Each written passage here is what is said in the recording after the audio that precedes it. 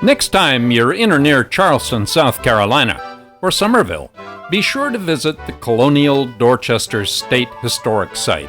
It's only a short distance from the main highway and well worth the time and effort. When you arrive at the impressive main gate, stop to take a close look at its construction. It's tabby. How appropriate for this site. Probably the more modern form made with cement, but tabby nonetheless.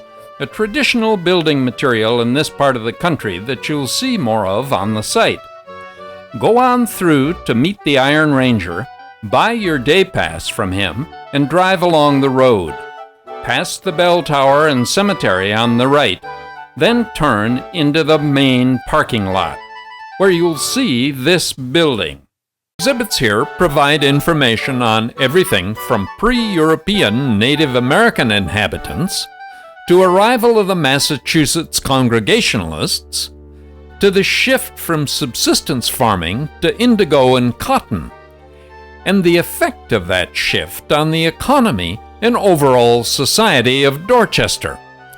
Even information about slavery, including notation that by 1726, 70% of Dorchester's population was slaves, a percentage that rose to 88% by 1741.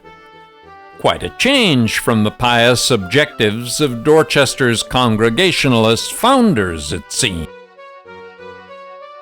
Now, here's another example of what you'll find among the exhibits in this little building.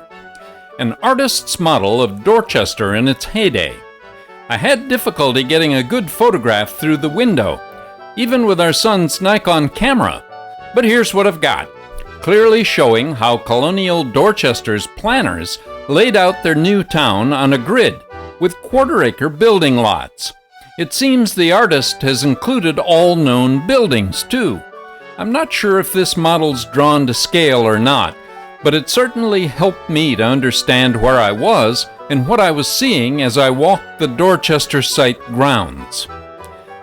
That's the Ashley River you see at the bottom of the screen.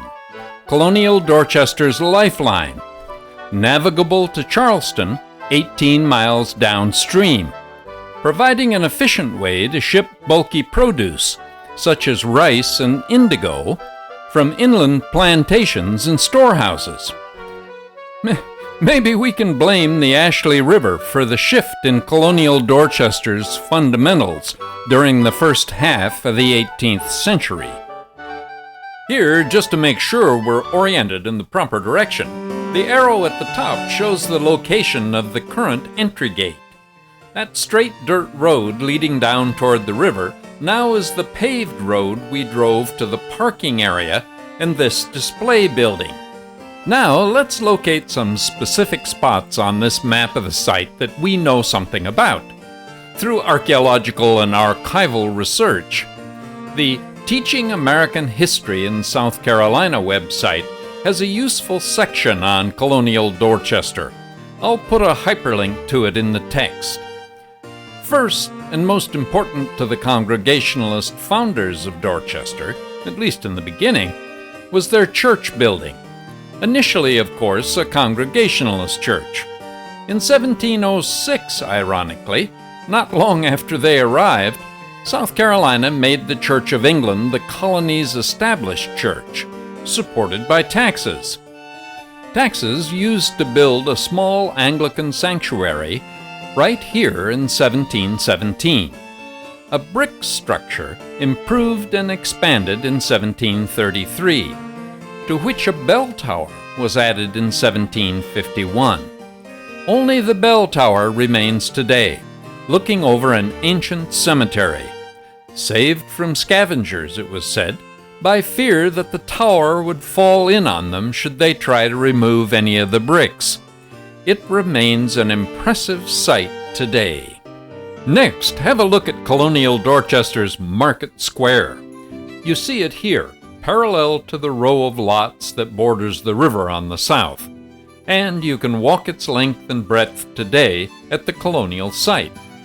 Now, this grassy public square doesn't look like much, either on the model map here or at the site itself.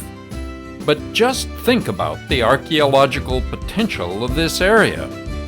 Here for decades, throughout most of the life of Dorchester, individuals met to buy and sell, to interact socially, to see and be seen.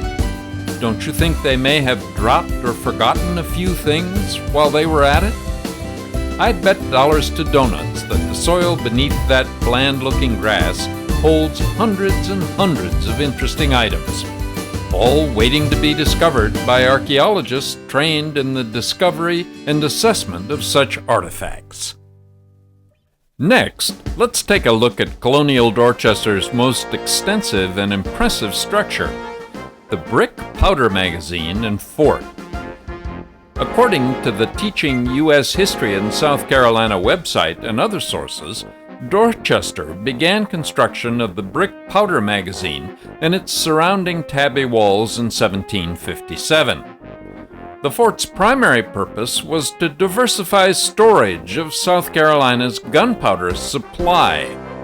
You'll recall that France was considered the colony's greatest threat at the time, and should French forces capture Charleston, they would control the overwhelming majority of South Carolina's gunpowder. Not good. So, funds were apportioned to build a new powder magazine 18 miles up the Ashley River at Dorchester. The project was completed in 1760, mostly using slave labor. In the event, the fort and its powder magazine didn't see action against the French, but the fort was occupied by the British along with the rest of Dorchester in 1780 during the Revolutionary War, until they were evicted by troops under command of Colonel Wade Hampton and General Nathaniel Greene toward the end of 1781. By then, though, Dorchester was in shambles and soon abandoned. This is a view of the fort walls from the parking area. The river and the military vulnerabilities it represented is down the hill on the other side of the fort. Here's a closer view of a break in the high, brick-topped tabby wall that shows its solid construction. No wonder these walls have lasted. Tabby was considered an inferior building material, but when done properly, it certainly lasts. In the center of the fort's walls, we see this pile of proper bricks. This, I believe, is the location of the actual powder magazine. According to one source, once the fort was abandoned, the bricks of the powder magazine were used to build a kiln that was then used to bake roofing tiles. Finally, here's a view of the thick, brick-capped tabby walls of the fort from the inside, looking north along its western side. It's quite a sight.